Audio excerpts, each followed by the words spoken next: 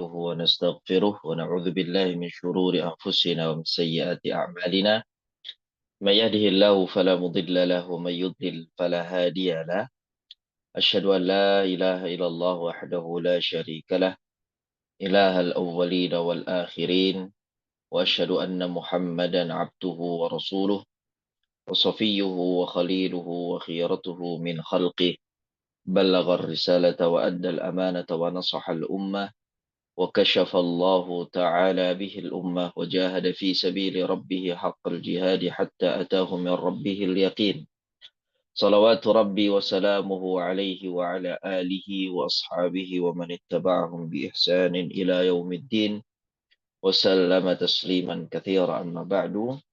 Jemaah sekalian dirahmati Allah Subhanahu wa taala. Alhamdulillah wa syukurillah. Kita bersyukur kepada Allah Tabaraka wa taala atas segala nikmat yang Allah Azza wa Jalla limpahkan kepada kita. Hingga saat ini Allah Tabaraka wa taala kembali mempertemukan kita dalam majelis ilmu di mana kita selalu berharap dan meminta kepada Allah Subhanahu wa taala dengan bertambahnya ilmu kita maka bertambah juga rasa takut kita kepada Allah, rasa cinta kita kepada Allah Azza wa Jalla dan rasa harapan kita kepada Allah Tabaraka wa taala.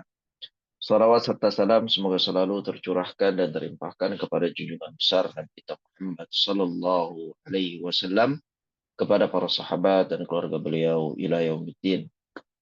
Jemaah sekalian dirahmati Allah Subhanahu wa taala, di pertemuan yang lalu kita sudah masuk ke dalam bab pembahasan tentang taubat. Dan insyaallah tabaraka wa taala kita akan melanjutkan kembali di halaman 263 pada pembahasan tentang rahasia taubat biidznillah azza wa jalla. Baik, untuk yang membacakan materi kita di waktu ini insyaallah kita minta kesediaannya kepada Ibu Isna insyaallah.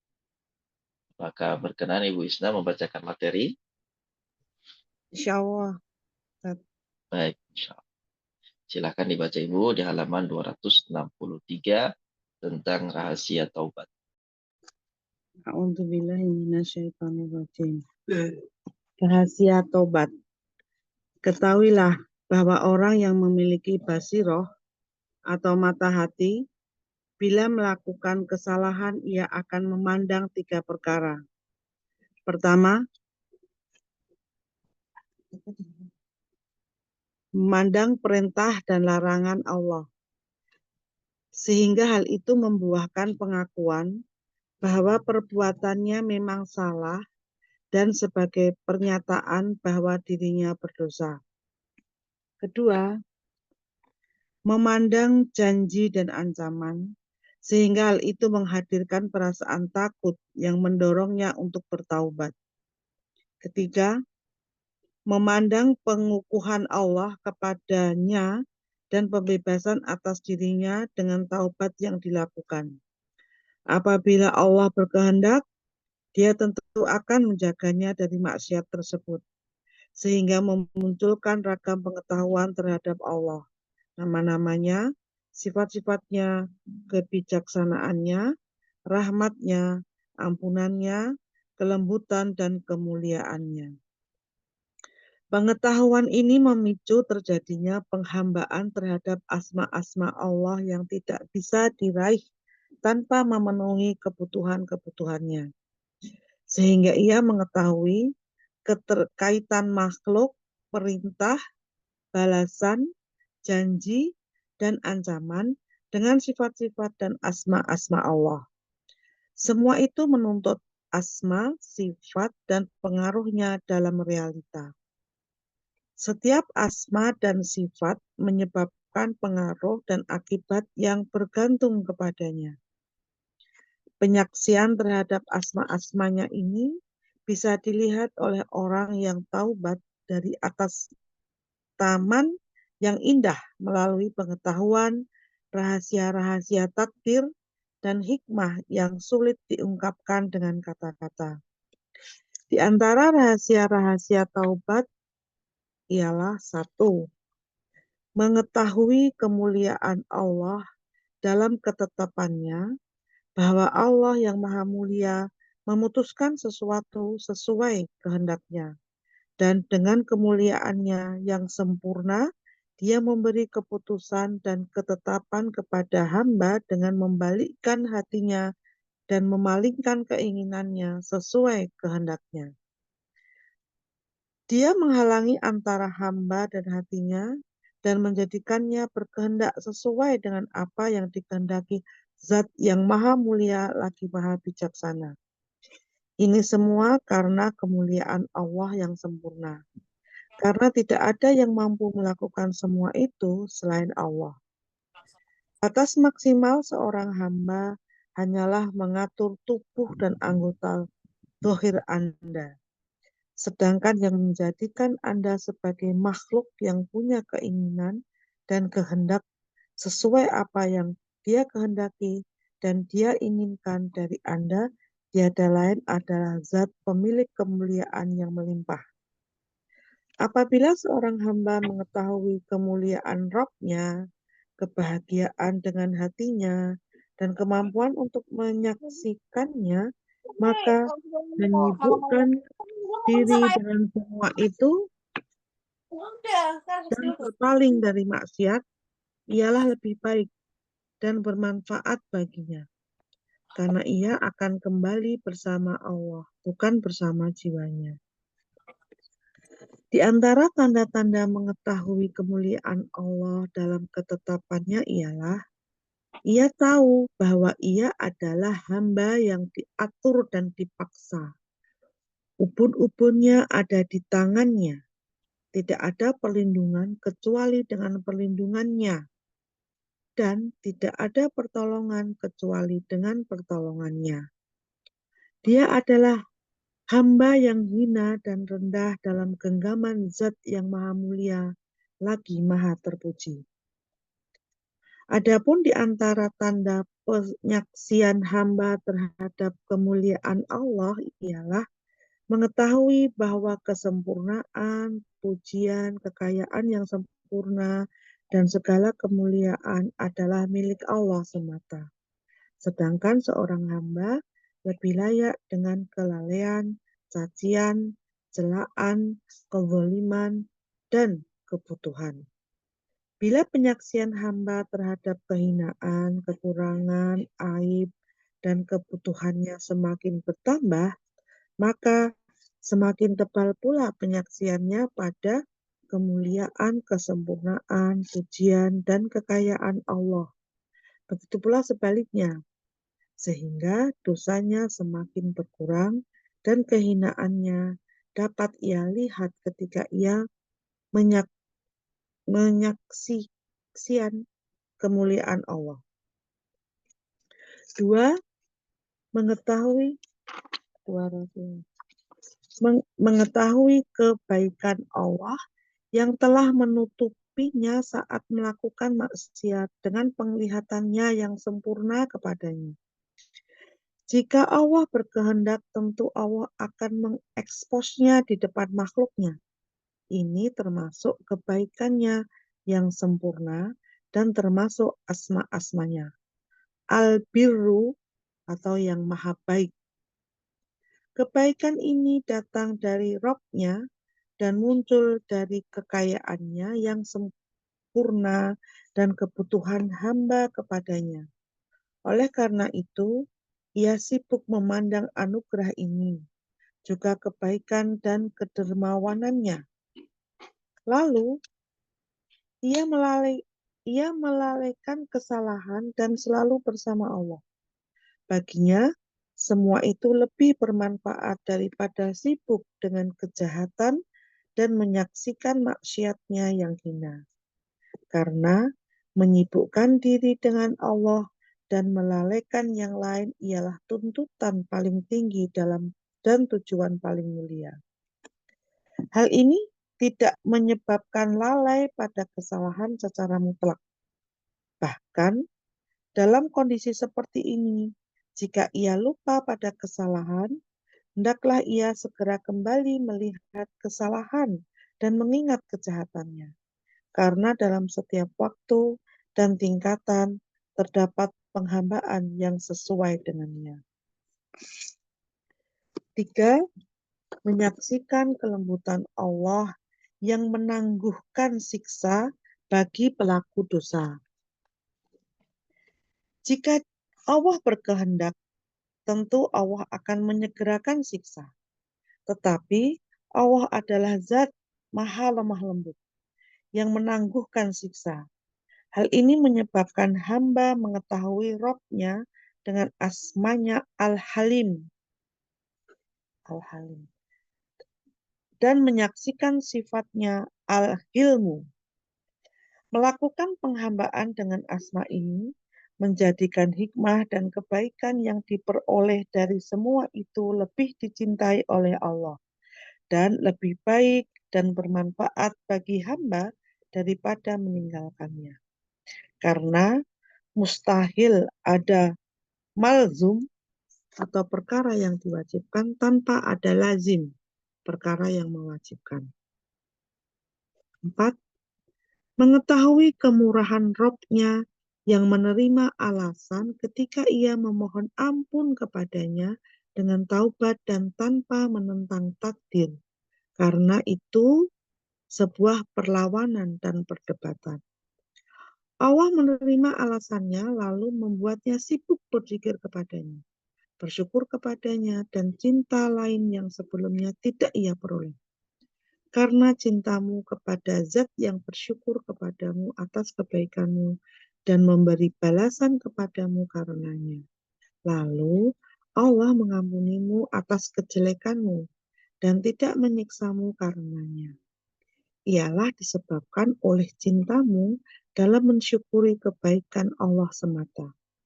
Realita telah membuktikan semua itu. Karena penghambaan dengan taubat setelah bertaubat dosa ialah sebuah jenis dan ini adalah jenis yang lain. 5. Orang yang bertaubat menyaksikan anugerah Allah dalam ampunan Allah. Karena ampunan adalah anugerah Allah. Jika tidak, apabila dia menyiksamu karena murni haknya, maka dia adalah zat yang maha adil lagi terpuji. Ampunan Allah adalah berkat anugerahnya, bukan karena kelayakanmu untuk mendapatkannya. Semua itu juga membuatmu bersyukur kepadanya. Cinta, pasrah, bahagia, bersukaria karena Allah. Dan mengetahuinya dengan asmanya Al-Ghaffar. Menyaksikan sifat ini dan melakukan penghambaan sesuai tuntutannya adalah lebih sempurna dalam penghambaan, cinta, dan pengetahuan. 6. Menyempurnakan beberapa tingkatan kehinaan, kepatuhan, keluluhan seorang hamba dari sisinya, dan kebutuhan kepadanya. Karena nafsu dalam hal ini selaras dengan rububiyah. Jika saja ia mampu, tentu ia akan berkata sebagaimana perkataan Fir'aun. Fir'aun mampu, maka ia memperlihatkannya. Sedangkan yang lain tidak mampu, maka ia menyembunyikannya. Dari keselarasan ini akan membuahkan kehinaan, penghambaan yang memiliki 4 tingkatan. Pertama, persekutuan umum di antara semua makhluk, yaitu hinanya kebutuhan kepada Allah, karena semua penduduk langit dan bumi membutuhkan Allah. Dialah satu-satunya zat yang maha kaya dari mereka. Kedua, menghinakan ketaatan dan penghambaan, yaitu menghinakan usaha. Ini khusus bagi orang-orang yang taat kepadanya. Itulah rahasia penghambaan. Ketiga, menghinakan cinta. Karena orang yang cinta adalah orang yang menghinakan dirinya sendiri. Sebesar apa cintanya, sebesar itu pula kehinaannya. Seperti dikatakan, para pecinta ialah orang-orang miskin. Hingga kubur mereka ditaburi tanah kerendahan. Keempat, menghinakan maksiat dan kejahatan. Jika 4 tingkatan ini menyatu, sempurnalah kehinaan dan ketundukan seorang hamba kepada Allah. karena ia menghinakan diri kepadanya karena takut, cinta, pasrah, taat, dan butuh. 7. Asma-asma Allah yang terbaik menuntut pengaruh sebagaimana tuntutan sebab-sebab yang sempurna terhadap akibat-akibatnya. Maka Asma As-Sami' Maha mendengar dan Al-Basir Maha melihat menuntut masmu' yang didengar dan mubsir yang dilihat. Asma Ar-Razak Maha memberi rezeki menuntut marzuk yang diberi rezeki. Asma Ar-Rahim Maha penyayang menuntut marhum yang disayangi.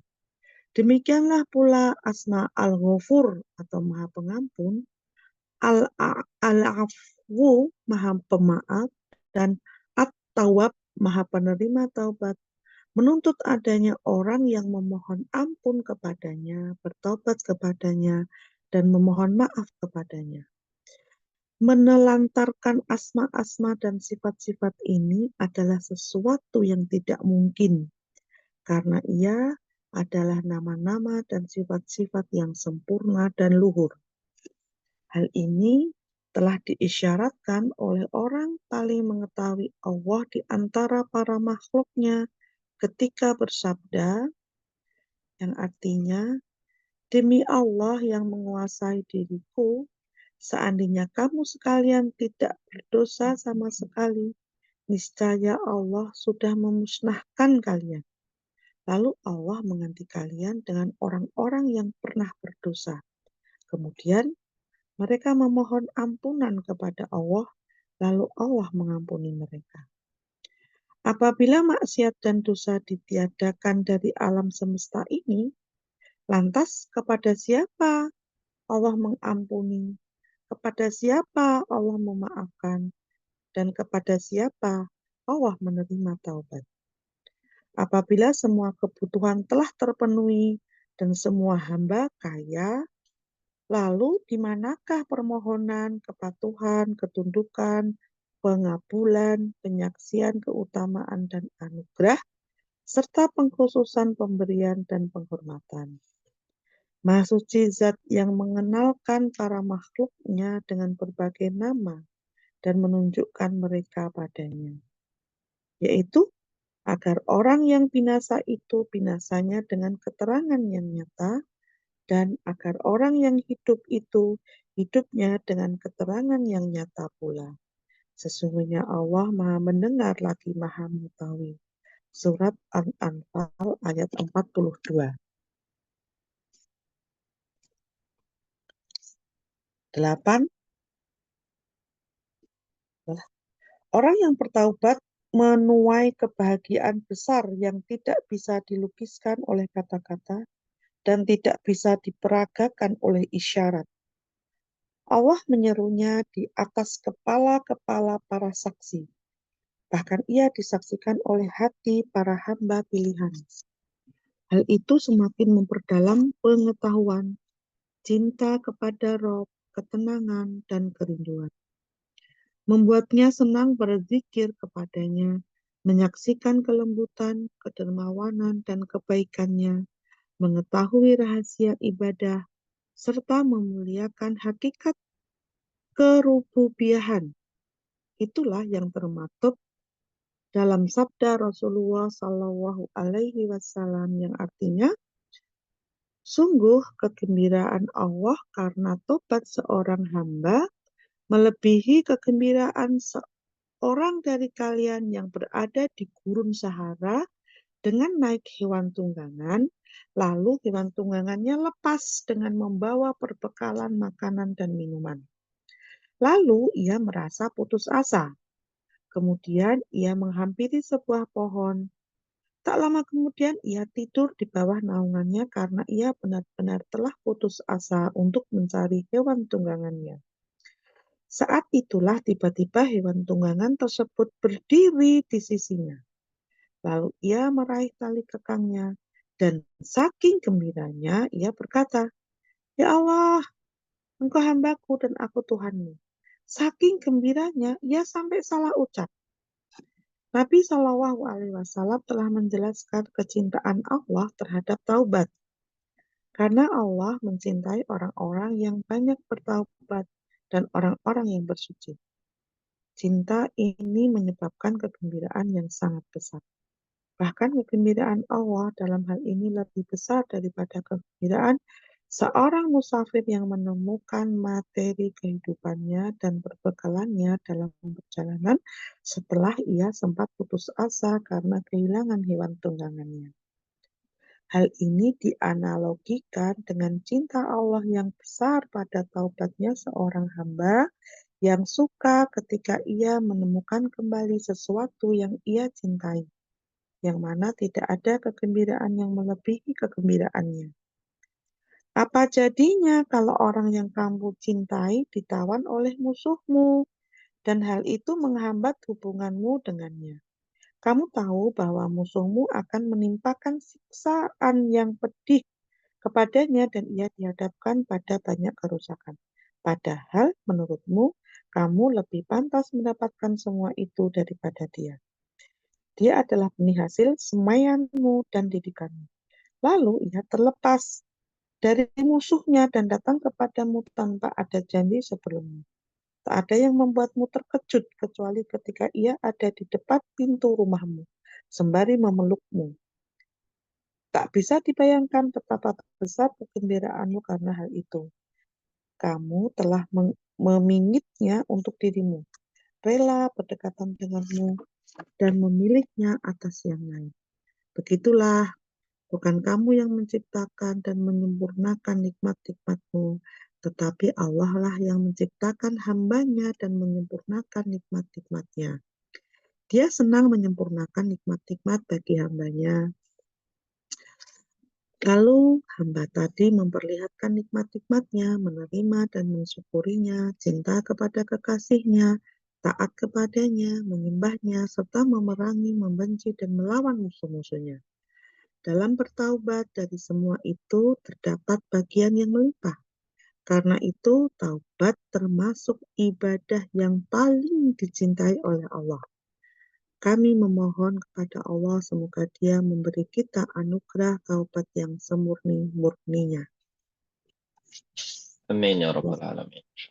Kalau fiik, Amin. jazakallahu khairan. Cukup panjang ya Iya. ini baca. Baik, bismillah berkaitan dengan rahasia taubat. Di sini banyak hal-hal yang disebutkan sebagai poin renungan dari al-muallif tentang pembahasan taubat. Beliau mulai dengan pembahasan ketahuilah bahwa orang yang memiliki basirah, mata hati. Basirah ini adalah ilmu, ya. Orang yang mengetahui dan memiliki ilmu, bila melakukan kesalahan, ia akan memandang 3 perkara. Yang pertama adalah memandang perintah dan larangan Allah. Dia tahu ini adalah larangan Allah Azza wa Jalla. Dan dia langgar itu. Ya. Dia tahu bahwasanya ini adalah perintah Allah. Dan dia tinggalkan. Jadi dia benar-benar mengakui kesalahan. Kesalahan bahwasanya dia telah meninggalkan perintah dan telah melakukan larangan. Baik. Setelah pengetahuan ini, beliau katakan, sehingga hal itu membuahkan pengakuan bahwa perbuatannya memang salah dan sebagai pernyataan bahwa dirinya berdosa. Ini perbedaan antara orang yang berilmu dengan yang tidak berilmu.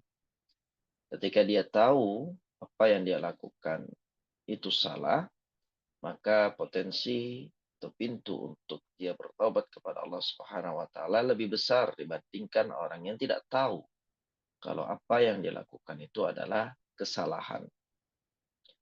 Nah, baik, itu poin yang pertama.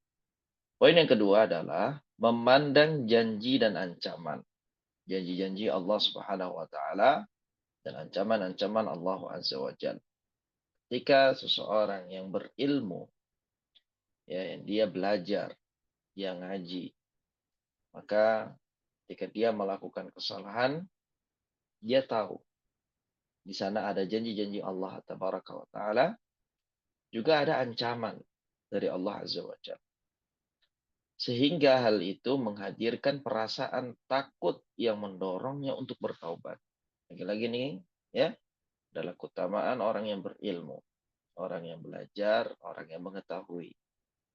Ketika dia belajar, dia akan tahu bahwasanya di sana ada janji dan ancaman. Pengetahuan dia akan janji dan ancaman Allah Subhanahu wa taala ini akan mengerem dia dari berbuat kemaksiatan atau meninggalkan perintah Allah Subhanahu wa taala. Dan inilah yang kemudian akan mendorong dia untuk bersegera bertaubat. Berbeda halnya dengan orang yang tidak mengetahui. Dia tidak tahu akan janji-janji Allah, dia tidak tahu akan ancaman-ancaman Allah Subhanahu wa taala, sehingga dia pun ya berlama-lama dalam sebuah kemaksiatan, dia berlama-lama dalam sebuah pelanggaran syariat, hal yang dimurkai oleh Allah Subhanahu wa taala. Dia tidak sadar bahwasanya itu adalah kesalahan, dan dia tidak terdorong untuk segera bertaubat kepada Allah Azza wa Jalla. Bagian ketiga, ya, ketika seseorang yang memiliki ilmu melakukan kesalahan, ya, dia akan memandang perkara yang ketiga, yaitu memandang pengukuhan Allah kepadanya dan pembebasan atas dirinya dengan taubat yang ia lakukan. Ya, tahu bahwasanya kalau dia lakukan taubat, maka Allah Azza wa Jalla akan bebaskan dia dari semua kesalahan. Gitu ya. Allah Azza wa Jalla akan bantu dia. Allah Tabaraka wa Ta'ala akan tolong dia dari keterpurukan yang sedang dia lakukan. Dan ini kemudian akan mempercepat proses dia untuk kembali dan bertobat.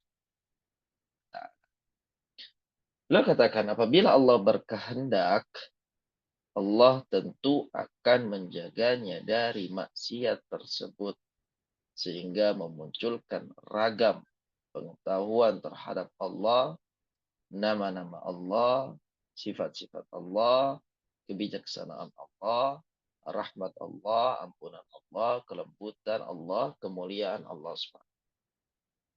Inilah yang kemudian ketika seseorang itu dia berilmu, dia tahu, lalu kemudian tergelincir dalam kesalahan dan dosa, ya, dia akan ya lebih mengetahui dan dia akan lebih mempelajari, mendalami tentang hal-hal tadi, ya, bagaimana kebijaksanaan Allah Subhanahu wa taala, rahmatnya, ampunannya, kelembutannya, kemuliaannya akan cepat sekali untuk dia rujuk kembali kepada Allah.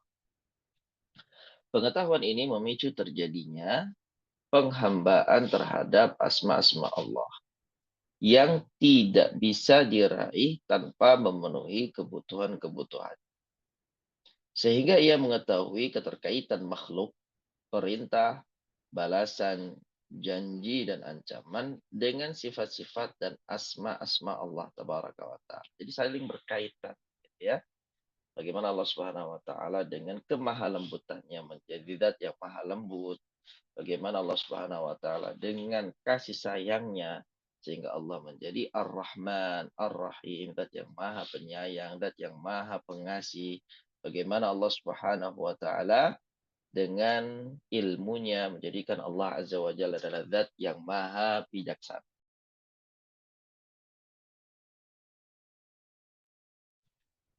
Baik. Kemudian dikatakan semua itu menuntut asma, sifat, dan pengaruhnya dalam realita. Setiap asma dan sifat menyebabkan pengaruh dan akibat yang bergantung kepadanya.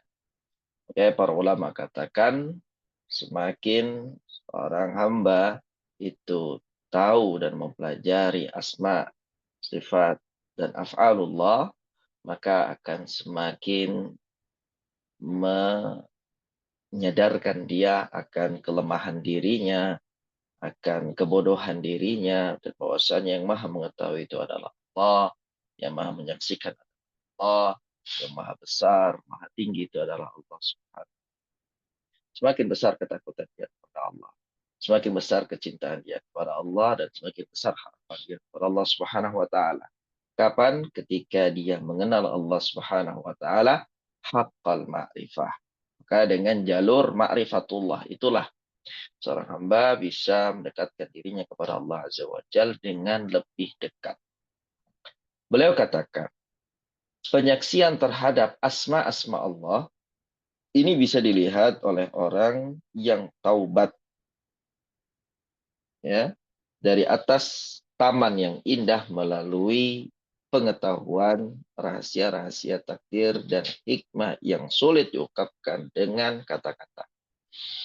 Jadi taubat yang dilakukan oleh orang yang berilmu dengan taubat yang dilakukan oleh orang yang awam, ya, yang tidak tahu, gitu ya, ini akan sangat berbeda.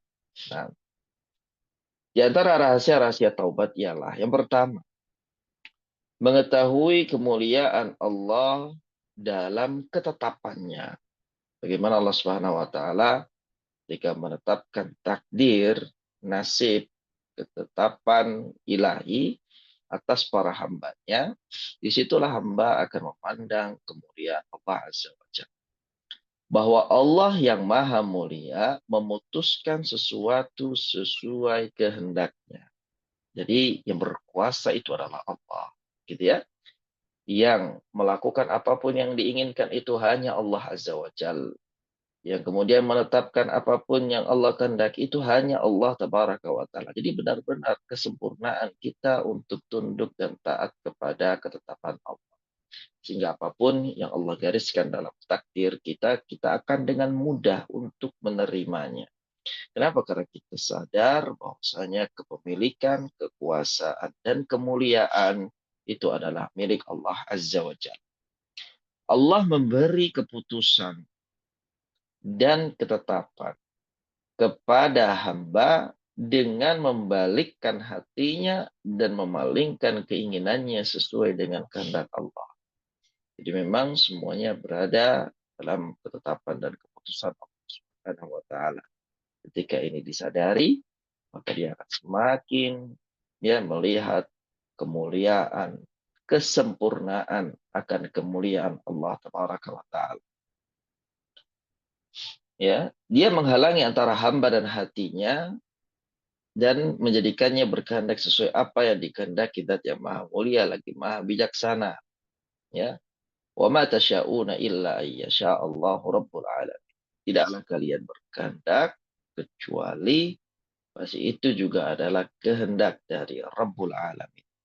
Nah, ini semua, ya, saya katakan, ini semua karena kemuliaan Allah yang sempurna, karena tidak ada yang mampu melakukan semua itu selain Allah Subhanahu wa taala.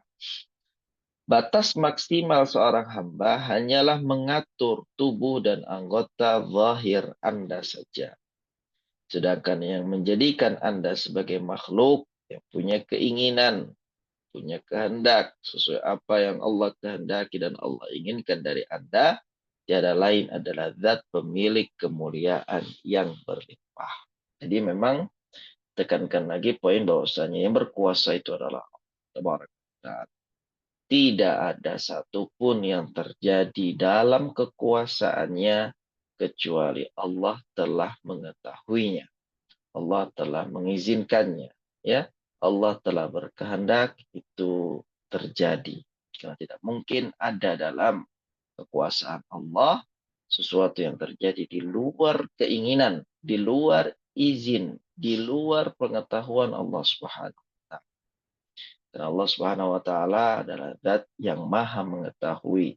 Allah Maha mengetahui segala apapun yang belum terjadi, apapun yang telah terjadi, apapun yang sedang terjadi, apapun yang kalau seandainya terjadi, terjadinya bagaimana. Sesuatu yang tidak terjadi, kalau terjadi maka terjadinya bagaimana. Allah Subhanahu wa taala Maha mengetahui hal itu semua. Dan Allah menetapkan segala sesuatu sesuai kehendaknya. Dan perlu digarisbawahi, Allah nyatakan di dalam Al-Quran, La yus'alu amma yaf'alu wa hum yus'alu. Allah tidak ditanya atas apa yang Allah lakukan, tapi manusialah yang akan ditanya atas apa yang telah mereka lakukan. Nah, apabila seorang hamba mengetahui kemuliaan Rabb-nya, Bahwasanya kekuasaan ini adalah mutlak milik Allah. Kepemilikan adalah mutlak milik Allah. Kemuliaan adalah mutlak milik Allah. Ya, kalau dia mengetahui kebahagiaan dengan hatinya dan kemampuan untuk menyaksikannya, maka menyibukkan diri dengan semua itu dan berpaling dari maksiat adalah lebih baik dan bermanfaat baginya. Karena ia akan kembali bersama Allah, bukan bersama jiwa. Di antara tanda-tanda mengetahui kemuliaan Allah dalam ketetapan Allah adalah ia tahu bahwa ia adalah hamba yang diatur dan dipaksa. Ubun-ubunnya ada di tangannya. Tidak ada perlindungan kecuali dengan perlindungannya, perlindungan Allah. Tidak ada pertolongan kecuali dengan pertolongan Allah. Dia adalah hamba yang hina, hamba yang rendah dalam genggaman zat yang maha mulia lagi maha terpuji. Ya, jadi kalau dia benar-benar paham poin ini, dia benar-benar akan menyerahkan semuanya kepada Allah Subhanahu wa taala. Tapi tentu ini tidak menafikan ya ikhtiar dan usaha dari hamba itu sendiri. Bahwasanya hamba juga punya ya bagian dia untuk memilih apa yang menurut dia baik gitu ya. Allah Subhanahu wa taala telah menurunkan kepadanya Al-Qur'an. Allah telah mengutus kepadanya Rasul sallallahu alaihi wasallam yang dengannya sampailah kepada hamba ini maklumat-maklumat, informasi-informasi terkait apa saja yang mendatangkan kecintaan Allah, apa saja yang mendatangkan kemurkaan Allah Azza wa Jalla. Jadi jalan itu ada dua, jalan kebaikan dan jalan keburukan. Dia tahu bahwasanya kalau dia melangkah di jalan keburukan, dia akan berakhir di neraka. Kalau dia istiqomah berada dalam jalan kebaikan, maka dia akan berakhir di surga. Dia tahu dia melangkah kemana. Jadi tetap gitu ya, hamba itu memiliki porsi di mana dia ya ada pilihan gitu ya. Walaupun pilihannya pada akhirnya Allah tahu dia akan memilih pilihan itu.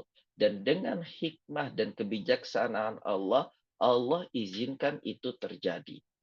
Nah, kita tidak perlu untuk menanyakan kenapa Allah mengizinkan ada orang yang melakukan ini dan itu, gitu ya. Kembali lagi ke tadi ayatnya, la yus'alu amma yaf'alu wa hum yus'alun. Allah tidak ditanya atas apa yang Allah perbuat dan manusialah yang ditanya kenapa mereka melakukan itu. Jadi manusialah yang akan disidang. Persidangan mahsyar itu bukan persidangan manusia menyidang Allah, tidak, tapi Allah lah yang menyidang manusia.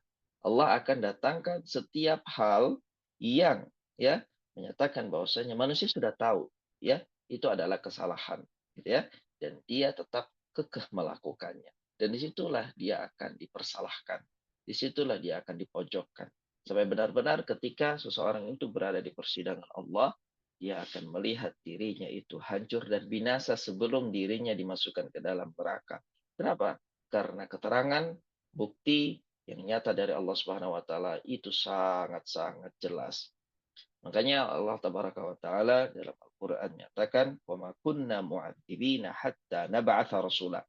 Kami tidak akan mengadab suatu kaum sampai kami mengutus kepadanya rasul. Mananya apa? Ketika seseorang itu diadab oleh Allah, suatu kaum itu diadab oleh Allah Tabaraka wa taala atas kesalahan mereka, mereka sebelumnya sudah tahu itu adalah sesuatu yang mendatangkan kemurkaan Allah. Ya, maka ya Allah Tabaraka wa taala mengutus di setiap kaum, mengutus di setiap ya eh, kumpulan dari manusia itu seorang nadir, seorang pemberi peringatan. Wa immin ummatin illa khala fiha nadir, kata Allah. Tidaklah ada suatu kaum kecuali di situ ada seorang yang memberikan peringatan. Jadi ketika seorang itu terjatuh gitu ya, dan dia disiksa oleh Allah Subhanahu wa taala karena kesalahannya, maka terlebih dahulu sudah dipastikan telah sampai kepadanya peringatan. Begitu ya. Dan ini yang kemudian menyimbangkan tentang bagaimana seseorang itu meyakini berkaitan dengan takdir dan ketetapan oleh Allah Subhanahu wa taala, sesuai dengan pemahaman Ahlus Sunnah wal Jamaah. Baik, kemudian beliau katakan, adapun di antara tanda penyaksian hamba terhadap kemuliaan Allah adalah mengetahui bahwa kesempurnaan, pujian, kekayaan yang sempurna, dan segala kemuliaan adalah milik Allah semata. Ya, milik Allah semata. Ya, semua adalah milik Allah. Allah yang mengatur. Sebagaimana Allah yang memiliki, Allah yang mengatur. Sebagaimana Allah yang berkuasa, Allah yang menetapkan. Bukan kita yang mengatur, bukan kita yang menetapkan, gitu ya. Tapi Allah semua yang mengatur dan menetapkan. Disinilah kemudian hamba itu akan berserah diri kepada Allah dan melakukan setiap apa yang Allah inginkan darinya, gitu ya. Allah ingin apa dari dia tahu irada syariahnya apa, ya, keinginan Allah dari dirinya apa. Itu dibedakan dengan irada kauniyahnya. Kita nggak tahu tuh irada kauniyahnya seperti apa ke depan, apa yang Allah inginkan dari kita. Tapi yang kita tahu saat ini adalah irada syariahnya Allah. Allah perintahkan kita salat, Allah perintahkan kita berpuasa, Allah perintahkan kita untuk berbuat baik, Allah perintahkan kita untuk berbuat amal, gitu ya. Dan kita tahu bahwasanya Allah Subhanahu wa taala melarang kita dari poin ini A, B, C, D. Kita tahu semua. Dan ini adalah irada syariahnya Allah Subhanahu wa taala. Dan tidak bisa kita berdalil, berhujjah, beralasan dengan irada kauniyah atas irada syariahnya Allah Subhanahu wa taala. Tidak bisa kita berhujjah dengan takdir. Ya sudah begini, mau apa lagi, begitu ya. Saya menjadi seorang pencuri karena maunya Allah. Tidak, bukan maunya Allah Subhanahu wa taala, gitu ya. Allah perintahkan dirimu untuk meninggalkan mencuri, gitu. Allah ajarkan kepadamu, Allah berikan maklumat kepadamu bahwasanya pencurian ini adalah sesuatu yang diharamkan, gitu ya. Dan ketika engkau mengetahui hal itu, engkau harus tinggalkan dosa ini. Bukan malah engkau berhujjah dengan takdir, berhujjah dengan ketetapan Allah atas takdir kaunimu, gitu ya. Dan ini yang kemudian banyak disalahpahami oleh sebagian orang. Jadi jangan sampai bermaksiat beralasan dengan ya nasib atau takdir. Tetapi ya apa yang kita tahu dari apa yang Allah inginkan dari irada syariah itulah yang kemudian menjadi pacuan kita dalam beramal. Nah, kemudian dikatakan, ya, sedangkan seorang hamba lebih layak dengan kelalaian, cacian, celaan, kezaliman, dan kebutuhan. Ini semua ya, miliknya hamba, gitu ya. Yang lalai itu adalah hamba, ya. Yang dicaci itu adalah hamba, yang dicela itu adalah hamba, yang berbuat zalim, berbuat salah adalah hamba, yang butuh adalah hamba, gitu ya. Sedangkan kesempurnaan milik Allah. Pujian milik Allah, kekayaan yang sempurna milik Allah, ya, segala kemuliaan dengan kesempurnaannya milik Allah Subhanahu wa taala, ya. Ya. Nah, bila penyaksian hamba terhadap kehinaan, kekurangan, aib dan kebutuhannya semakin bertambah, maka semakin tebal pula penyaksiannya pada kemuliaan, kesempurnaan, pujian dan kekayaan Allah. Jadi satu paket gitu ya. Kalau seseorang itu mengakui dirinya lemah, bodoh, hina gitu ya, maka itu akan mengarahkan dia secara fitrah bahwasanya yang maha sempurna itu adalah Allah, yang maha terpuji adalah Allah, yang maha kaya adalah Allah Subhanahu wa taala. Tapi di satu waktu ketika seorang hamba itu sombong, dalam arti kata dia menyombongkan dirinya dengan menisbatkan kesempurnaan itu pada dirinya, pujian pada dirinya, kekayaan itu pada dirinya, kemuliaan itu pada dirinya. Maka tadi yang seharusnya diberikan kepada Allah Subhanahu wa taala, hak-hak itu kemudian akan hilang dari diri. Dalam arti kata dia tidak akan ingat bahwasanya kemuliaan itu adalah milik Allah. Kenapa? Karena dia disibukkan untuk memuji dirinya sendiri, bukan memuji Allah Tabaraka wa taala. Jadi ketika seseorang itu ingin masuk dalam kategori orang yang selalu memuliakan Allah, hal pertama yang harus dia lakukan adalah menghinakan dirinya terlebih dahulu. Dia harus terlebih dahulu menjatuhkan harga dirinya terlebih dahulu. Baru di situ dia akan mendapatkan siapakah yang berkuasa di atas muka bumi. Siapakah yang berkuasa, siapakah yang memiliki dirinya, ya, hamba ini? Siapa pemilik dirinya? Siapa yang mengatur kehidupannya? Siapa yang kemudian menetapkan apapun ya dari ketetapan-ketetapan yang ada dalam kehidupannya. Disitulah baru kemudian dia akan sadari. Dia tidak akan sadari kalau dia hanya menyombongkan dirinya. Ya, yang ada dia tambah tersesat, tambah jauh dari Allah Azza wa Jalla. Baik, ini maknanya dalam sekali ini ya poin yang pertama. Kemudian poin yang kedua, mengetahui kebaikan Allah yang telah menutupinya saat melakukan maksiat dengan penglihatan Allah yang sempurna kepadanya. Ini luar biasa juga. Bagaimana ya ketika seorang hamba itu bermaksiat kepada Allah Tabaraka wa Ta'ala, ya Allah Maha mengetahui, Maha melihat, Maha mendengar dan menyaksikan. Jadi persaksian atau penyaksian, pendengaran, penglihatan Allah kepada hambanya yang sedang bermaksiat itu sangat sempurna dari segala sisi dan uh, dari segala sisi Allah Azza wa Jalla Maha mengetahui. Baik, walaupun Allah Tabaraka wa Taala mengetahui ya dengan pengetahuan yang sempurna, tetap Allah Subhanahu wa Taala tutupi diri hamba itu ketika dia sedang bermaksiat. Dalam arti kata, ya Allah menjaga aibnya, Allah menjaga kekurangannya, Allah tutupi, ya.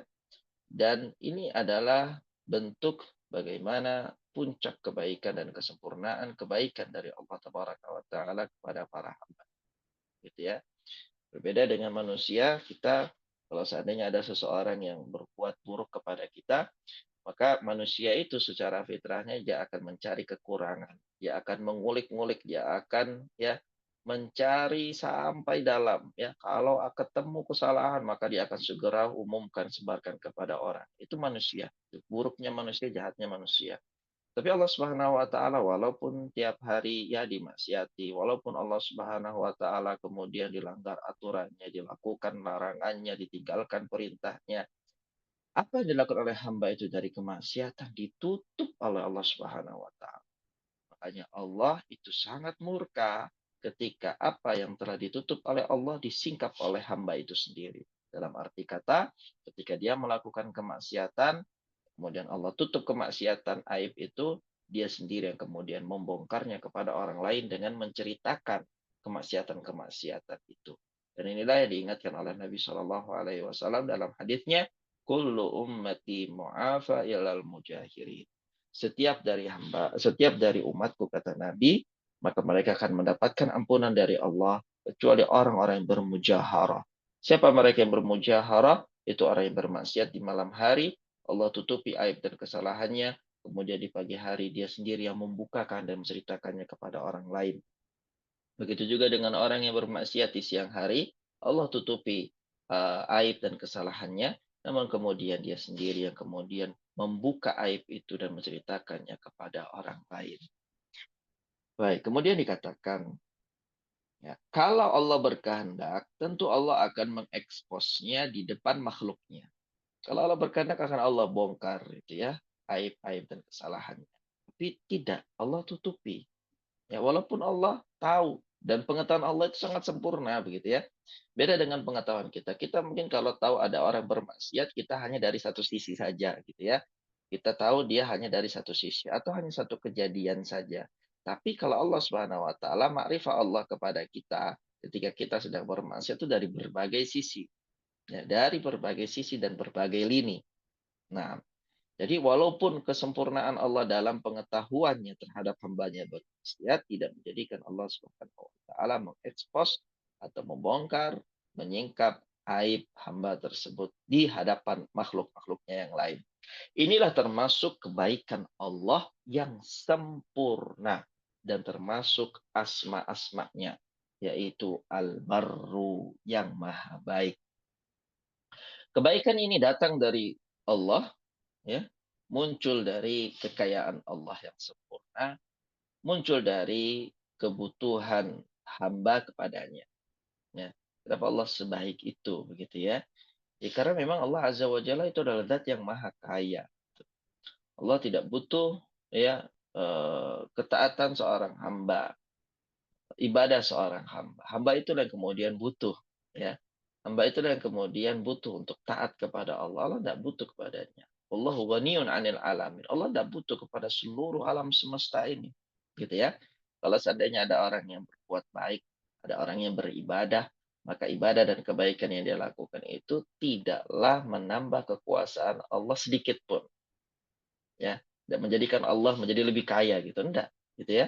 Allah tidak butuh dengan amalannya, Allah tidak butuh dengan ibadahnya. Begitu juga sebaliknya, dengan kemaksiatan yang dilakukan oleh seorang hamba, gitu ya, itu tidak menjadikan kekayaan, kekuasaan, kepemilikan, kerajaan Allah Subhanahu wa taala itu berkurang sedikit pun.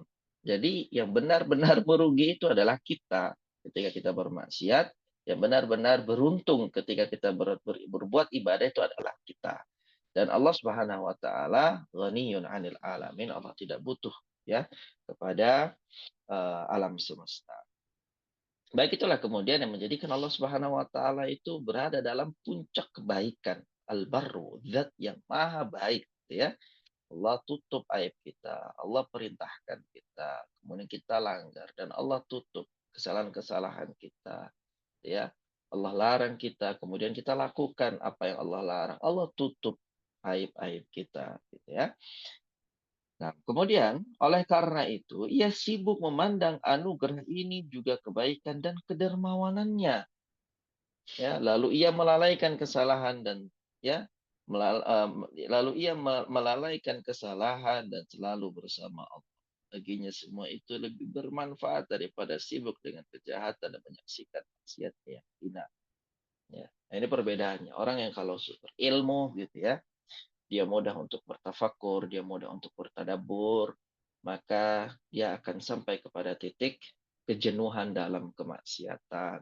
Ya, inilah poin-poin yang kemudian dikumpulkan oleh al-muallif ketika seseorang itu berilmu, ketika seseorang itu mendalami ma'rifatullah, gitu ya, maka dia akan mengalami satu titik kejenuhan ketika dia bermaksiat kepada Allah Subhanahu wa taala. Dia akan lebih memilih ya untuk bertadabbur atas kebaikan Allah Azza wa Jalla kepada dirinya ya dibandingkan dia harus kembali untuk bermaksiat kepada Allah Subhanahu wa taala. Karena menyibukkan diri dengan Allah dan melalaikan yang lain, ia adalah tuntutan paling tinggi dan tujuan yang paling mulia. Akhirnya nanti apa? Akhirnya nanti ya hamba tersebut akan disibukkan untuk bermuhasabah. Seorang hamba itu akan disibukkan untuk ya mendekatkan dirinya kepada Allah dibanding dia harus bermaksiat kepada Allah Subhanahu wa taala. Jadi sekali lagi, ketika seseorang itu berilmu, maka dia akan lebih mudah untuk rujuk ya, atau bertobat kepada Allah Subhanahu wa taala dibandingkan orang yang tidak berilmu. Itu poin. Nah, hal ini tidak menyebabkan lalai pada kesalahan secara mutlak. Ya, bukan berarti dia tidak salah begitu. Ada kesalahan-kesalahan dilakukan oleh orang berilmu juga. Bahkan dalam kondisi seperti itu, ya, jika ia lupa pada kesalahan, hendaklah ia segera kembali melihat kesalahan dan mengingat kejahatannya, karena dalam setiap waktu dan tingkatan terdapat penghambaan yang sesuai dengannya. Yang ketiga, menyaksikan kelembutan Allah yang menangguhkan siksa bagi pelaku dosa. Ini juga dia pikirkan itu ya. Bagaimana Allah Subhanahu wa taala ya melarang hambanya dari perbuatan kemaksiatan. Yang dimana ujung-ujungnya ya kemaksiatan itu merugikan diri para hamba ya. Tapi kemudian ya mereka melanggar aturan itu. Dan Allah Subhanahu wa taala ya dengan kemahalembutannya Allah menangguhkan siksa bagi para pelaku dosa. Ya, tidak seperti manusia kita. Kalau ada orang yang berbuat salah sama kita, pengennya dihukum detik itu juga. Ya, pengennya kita balas detik itu juga. Tapi Allah Subhanahu wa taala dengan kemahalembutannya Allah menangguhkan para pelaku dosa dari siksaan. Jika Allah berkehendak, tentu Allah akan menyegerakan siksanya. Tetapi Allah adalah zat yang maha lemah lembut yang menangguhkan siksa. Hal ini menyebabkan hamba mengetahui Rabb-nya dengan asma'nya, yaitu Al-Halim, dan menyaksikan sifatnya Al-Hilmu. Melakukan penghambaan dengan asma ini menjadikan hikmah dan kebaikan yang diperoleh dari semua itu lebih dicintai oleh Allah Subhanahu wa taala dan lebih baik dan bermanfaat bagi hamba daripada meninggalkannya. Karena mustahil ada malzum, itu perkara yang diwajibkan, tanpa adanya lazim, atau perkara yang mewajibkan, lazim. Kemudian yang keempat, mengetahui kemurahan Rabb-nya, kemurahan Allah yang menerima alasan ketika ia memohon ampun kepadanya dengan taubat dan tanpa menentang takdir, karena itu sebuah perlawanan dan perdebatan. Ya, jadi seseorang yang kemudian berilmu, ya, dia akan sangat mudah untuk kembali kepada Allah Subhanahu wa taala, ya, tanpa banyak mendebat, gitu ya, tanpa banyak memprotes, tanpa banyak beralasan, begitu ya. Berbeda dengan orang yang tidak mengetahui, ya, dia akan banyak mendebat, dia akan banyak memprotes, ya. Yang ini semua adalah bentuk perlawanan kepada takdir Allah Azza wa Jalla. Allah Tabaraka wa Taala menerima, ya, uh, afwan, hamba tersebut menerima, ya, Allah Azza wa Jalla menerima alasannya, lalu membuat hamba itu sibuk berzikir kepadanya, bersyukur kepada Allah, dan cinta lain yang sebelumnya tidak ia peroleh. Karena cintamu kepada Zat yang maha bersyukur kepadamu atas kebaikanmu dan memberi balasan kepadamu karenanya, lalu dia mengampunimu atas kejelekanmu dan tidak menyiksamu karenanya, ialah disebabkan oleh cintamu dalam mensyukuri kebaikan Allah semata. Ya, luar biasa ya. Realita telah membuktikan semua itu. Karena penghambaan dengan taubat setelah berbuat dosa adalah sebuah jenis, dan ini adalah jenis yang lain. Jadi dia sadar gitu ya, ketika dia ya jauh dari Allah Subhanahu wa taala, dia melakukan kesalahan, Allah tutupi. Ketika dia kembali kepada Allah, Allah permudah langkahnya. Allah jadikan dia orang yang sangat tenang, sangat nyaman sekali kehidupannya. Banyak kebaikan didapatkan. Dengan sedikit saja dia mendekatkan dirinya kepada Allah Subhanahu wa taala. Inilah yang akan menjadikan seseorang itu kemudian dia akan penat, ya, dalam melakukan kemaksiatan. Poin yang kelima, orang yang bertaubat akan menyaksikan anugerah Allah dan ampunan Allah. Karena ampunan adalah anugerah dari Allah Subhanahu wa taala. Jika tidak, apabila Allah menyiksamu karena murni haknya, maka dia adalah zat yang maha adil lagi terpuji, ya. Walaupun Allah ingin menyiksa hamba-hambanya, maka Allah Azza wa Jalla tidak dicela atas hal itu sedikit pun, ya. Kezaliman itu tidak pernah ternisbatkan sedikit pun kepada Allah Subhanahu wa taala, gitu ya. Walaupun Allah menyiksa hambanya, ya. Kenapa? Karena Allah Azza wa Jalla tadi sebelum menyiksa, Allah akan mengutus utusan kepada kaum itu. Jadi tidak akan pernah Allah melakukan kezaliman. Yang melakukan kezaliman lagi-lagi dan selalu adalah hamba, gitu ya. Mereka tahu itu tidak boleh, tapi mereka tetap langgar. Mereka tahu mereka harus kerjakan itu, tapi mereka tinggalkan. Dan mereka tahu ada ancaman, ada janji, dan informasi itu secara lengkap mereka sudah dapati dari orang-orang yang memberikan peringatan, orang-orang yang memberikan nasihat, tetapi mereka berpaling dari itu semua. Itulah yang menyebabkan mereka diazab oleh Allah Subhanahu wa taala. Jadi kalau seandainya Allah mengampuni mereka, itu kebaikannya akan kembali kepada Allah secara sempurna. Allah adalah zat yang maha baik, yang maha mengampuni. Kalaupun Allah berkehendak untuk menyiksa mereka, maka Allah tetap dapat, ya, tersematkan pada zat Allah Subhanahu wa taala, zat yang maha adil, ya, sifat yang maha adil, ya. Kalau Allah berkehendak untuk mengampuni, maka Allah adalah zat yang maha pengampun. Ini pujian. Kalaupun Allah mengazab, maka Allah adalah zat yang maha adil, zat yang maha bijaksana. Dan ini juga adalah pujian kepada Allah Subhanahu wa taala. Ampunan Allah adalah berkat anugerahnya, bukan karena kelayakanmu untuk mendapatkannya.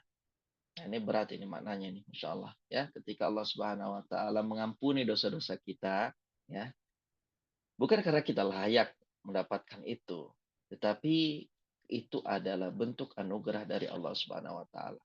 Itu pemberian Allah, gitu ya. Sehingga ini kalau kita pahami dengan benar, kita tidak akan terputus dari bertaubat, teman-teman. Ya, tidak akan pernah berputus dari taubat. Jadi tidak akan ada orang yang kemudian, oh saya semalam sudah bertaubat, ya kemudian paginya santai-santai, tidak ada, ya. Mau dia sudah bertaubat, ya belasan hari, puluhan hari, ya belasan bulan, puluhan bulan, atau puluhan tahun dia bertaubat, dia akan terus bertaubat kepada Allah Subhanahu. Kenapa? Karena dia sadar bahwasanya ampunan itu adalah anugerah, gitu ya, bukan karena dia layak untuk mendapatkannya. Dia akan terus mengejar itu, ya.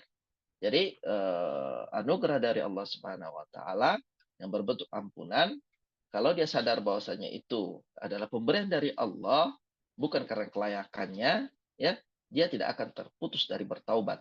Masalahnya sekarang ketika seseorang itu dia bertaubat, dia merasa dia berhak untuk mendapatkan ampunan. Ya, ini yang menyebabkan dia sangat cepat sekali prosesnya dalam bertaubat, gitu ya. Bertaubat semalam sudah merasa sudah ya akan masuk surga, begitu ya. Bertaubat dalam satu pekan, ya beristighfar selama satu pekan sudah menjadi ahli surga, begitu ya. Ini tidak, teman-teman. Tapi dia harus sadari bahwasanya semua itu adalah pemberian anugerah dari Allah Subhanahu wa taala. Semua itu juga membuatmu bersyukur kepada Allah, cinta kepada Allah, pasrah kepada Allah, bahagia dengan karunia Allah, bersukaria karena Allah Azza wa Jal, dan mengetahui Allah dengan asma'nya, yaitu Al-Ghaffar. Menyaksikan sifat ini dan melakukan penghambaan sesuai tuntutannya adalah lebih sempurna dalam penghambaan cinta dan pengetahuan. Poin yang keenam, menyempurnakan beberapa tingkatan kehinaan, kepatuhan, keluluhan seorang hamba di sisinya, dan kebutuhan kepadanya. Karena nafsu dalam hal ini selaras dengan rububiyah. Jika saja ia mampu, tentu ia akan berkata sebagaimana perkataan Fir'aun. Fir'aun mampu, maka ia memperlihatkannya. Sedangkan yang lain tidak mampu, maka ia menyembunyikannya. Dari keselarasan ini akan membuahkan kehinaan penghambaan yang memiliki 4 tingkatan. Pertama adalah persekutuan umum di antara semua makhluk, yaitu hinanya kebutuhan kepada Allah. Karena semua penduduk langit dan bumi membutuhkan Allah Azza wa Jalla. Dialah Allah satu-satunya zat yang maha kaya dari mereka.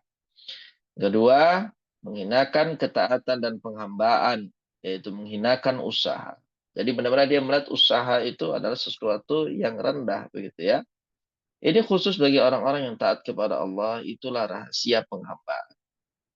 Jadi bagaimana menghinakan usaha ini? Maknanya adalah ya ketika dia beramal, dia tidak kenang amalannya, gitu ya. Dia benar-benar ya orang yang benar-benar ikhlas dalam beramal kepada Allah Subhanahu wa taala, tidak akan pernah mengungkit, begitu ya.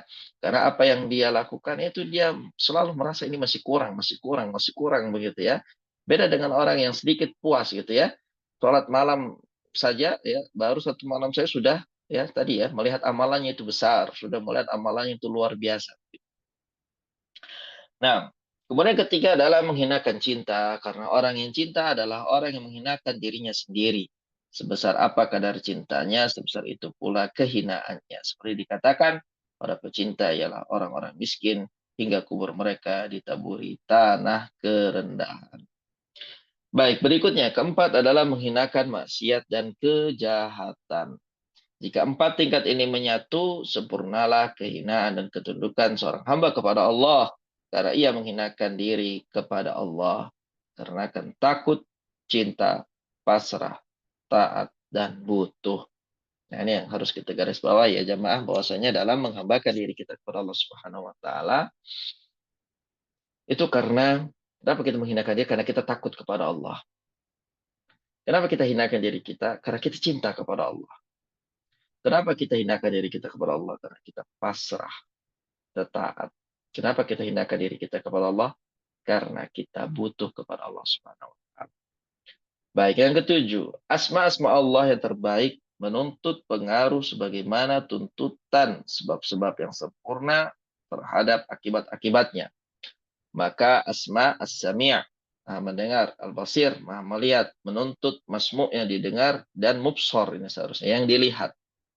Asma Ar-Razzaq, Maha Pemberi rizki, menuntut adanya marzuk yang diberikan rizki. Asma Ar-Rahim, Maha Penyayang, menuntut adanya marhum yang disayangi. Demikian pula Asma Al-Ghaffar, Maha Pengampun. Al-Afu, Maha Pemaaf. At-Tawwab, Maha Menerima Taubat, menuntut adanya orang yang memohon ampun kepadanya, bertobat kepadanya, dan memohon maaf kepadanya. Menelantarkan asma-asma dan sifat-sifat ini adalah sesuatu yang tidak mungkin. Karena ia adalah nama-nama sifat-sifat yang sempurna dan luhur. Hal ini telah disyaratkan oleh orang yang paling mengetahui Allah di antara para makhluknya, yaitu Nabi Muhammad Shallallahu Alaihi Wasallam. Beliau bersabda, "Walladzi nafsi biyadihi, law lam tuznibu, la dhahaballahu bikum, wa la ja'a biqaumin yudnibun, fayastaghfirunallaha fayaghfiru lahum." Kata Nabi, demi Allah, seandainya kalian sama sekali tidak berdosa, tidak bermaksiat sekalipun, ya, maka Allah akan memusnahkan kalian.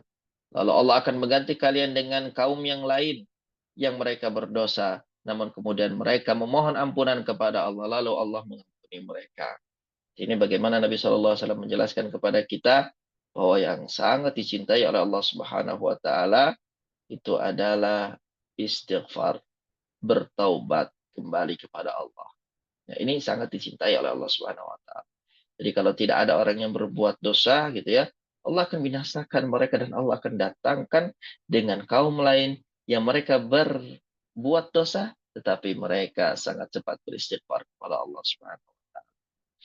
Nah, dan ini membuat kita termotivasi untuk selalu ya bertobat kepada Allah. Sabda Nabi ini akan membuka mata kita, membuka hati kita bahwasanya orang yang berbuat dosa itu jangan berputus asa dari rahmat Allah Subhanahu wa taala. Ya, kenapa? Karena Allah sangat mencintai orang-orang yang bertaubat. Saking cintanya Allah kepada orang-orang yang bertaubat, kalau semua manusia di atas muka bumi ini tidak ada yang bermaksiat kepada Allah, Allah akan hilangkan mereka. Allah datangkan manusia-manusia yang bermaksiat, tapi mereka cepat dalam bertaubat kepada Allah Subhanahu wa taala. Apabila maksiat dan dosa ditiadakan dari alam semesta ini, lantas kepada siapa Allah mengampuni? Kepada siapa Allah memaafkan? Kepada siapa Allah menerima taubat? Apabila semua kebutuhan telah terpenuhi dan semua hamba Allah itu kaya, lalu di manakah ada permohonan, di manakah ada kepatuhan, ketundukan, pengabulan, doa, penyaksian keutamaan, anugerah, di manakah adanya pengkhususan pemberian dan penghormatan, ya? Makanya adanya ya orang yang berbuat dosa itu pasti ada hikmahnya gitu ya. Dia bertaubat, dia beristighfar, Allah ampuni gitu ya. Kemudian ada orang yang berkebutuhan. Itu ada hikmahnya gitu. Bukan Allah mengadab dia, tapi Allah ingin dia kembali kepada Allah gitu ya. Menghamba kepada Allah, rujuk kepada Allah. Jadi segala sesuatu kita lihat dari sisi positif gitu ya. Jangan kita lihat dari sisi negatif. Oh, orang ini kok hidupnya seperti ini, begini-begini. Enggak gitu ya. Adanya orang-orang yang melakukan kesalahan, adanya orang-orang yang berbuat ya kezaliman, adanya orang-orang yang kemudian berbuat kefasikan, adanya orang-orang yang kemudian sangat berkebutuhan gitu ya. Itu adalah cara Allah Subhanahu wa taala menjadikan dia agar mendekat kepada Allah ya.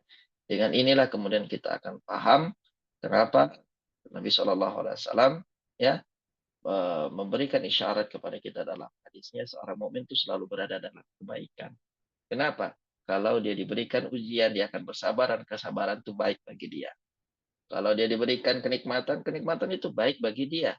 Kenapa? Karena dia akan bersyukur dan syukur itu baik untuknya. Jadi mukmin itu dalam kondisi apapun dia akan selalu mendapatkan kebaikan. Itu kalau dia tahu ilmunya. Dengan apa? Kuncinya tadi dua, syukur dan sabar. Baik, kemudian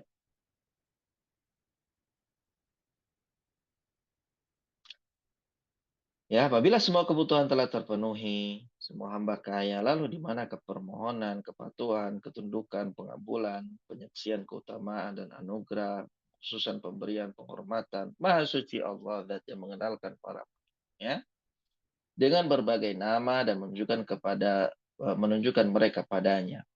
Yaitu ini ayat Al-Qur'an ya, surat Al-Anfal ayat 42, yaitu agar orang yang binasa itu binasa dengan keterangan yang nyata.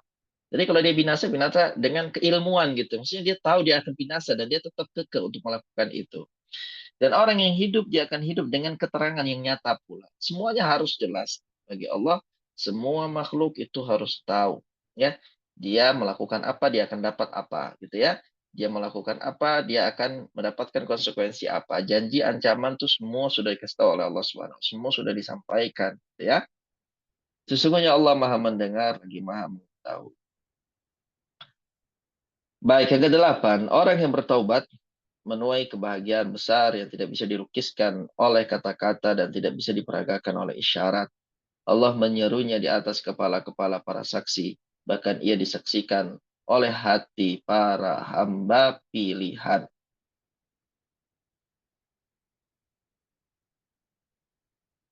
Nah,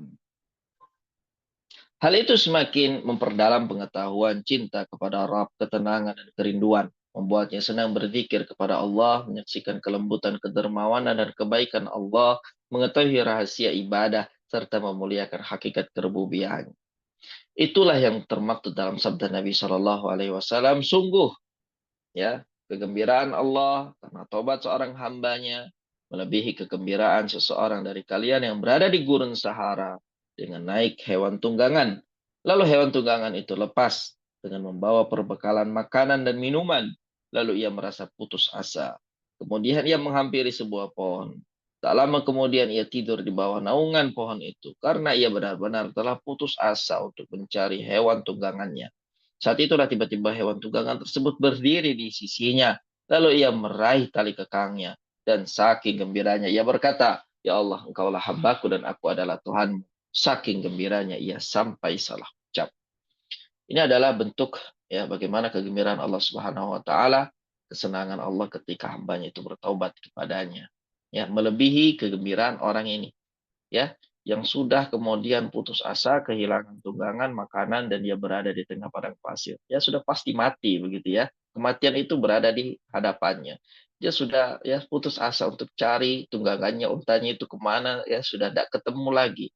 Ketika sudah berada di puncak keputusasaan, dia mendatangi sebuah pohon, kemudian dia tertidur di sana, bangun-bangun, dia dapat ternyata tunggangannya ada di sampingnya. Dia raih tali kekangnya, disitulah dia sangat berbahagia sekali.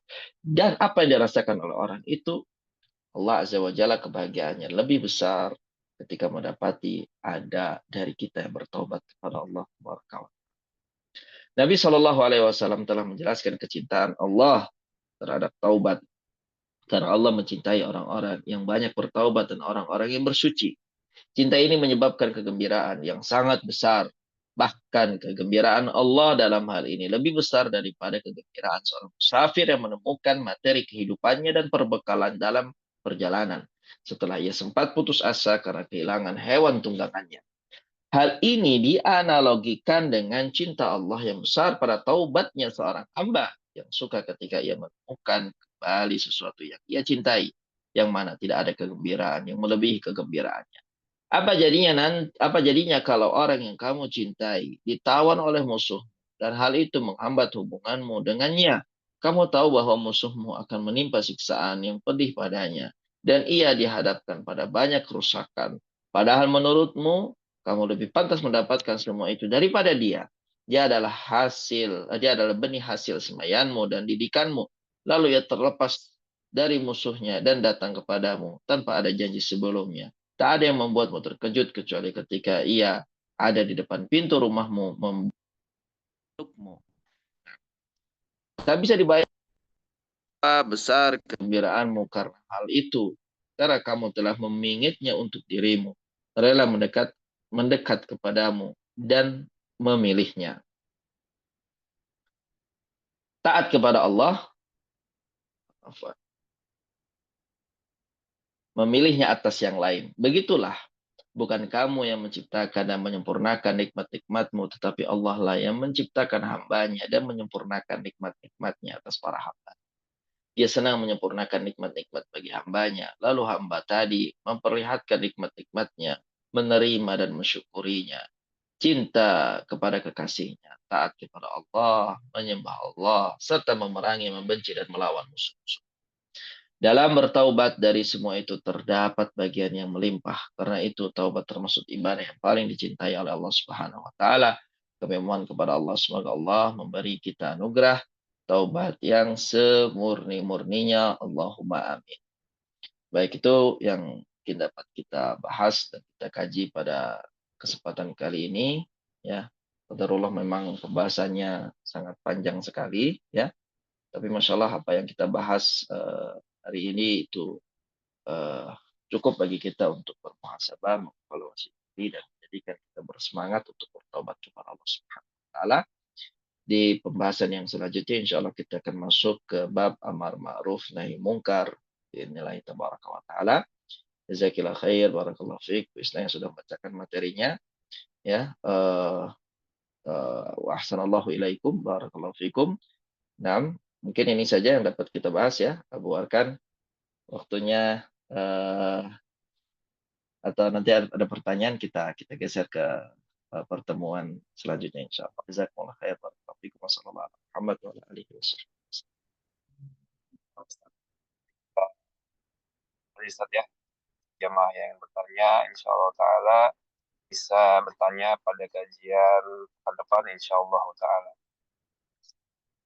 Baik, Anda mengucapkan jazakillah khair wa barakallahu fiki kepada Bu Isna yang telah berpartisipasi dalam membacakan materi, dan juga kepada Al-Ustaz Abu Ayyub, jazakallah khair wa barakallahu fiki wa ahsanallahu ilaik atas ilmu yang telah disampaikan. Semoga menjadi ilmu yang bermanfaat bagi kita semua, dapat dipahami, diamalkan serta didakwahkan. Semoga Allah Ta'ala memberikan taufik kepada kita semua. Amin. Baik, kita akhiri majelis ini dengan doa kafaratul majelis. Subhanakallahumma wa bihamdika, asyhadu an la ilaha illa anta, astaghfiruka wa atubu ilaik. Assalamualaikum warahmatullahi wabarakatuh. Waalaikumsalam warahmatullahi wabarakatuh. Jazakumullah khair Ustadz Abu Arkan. Wa yakum.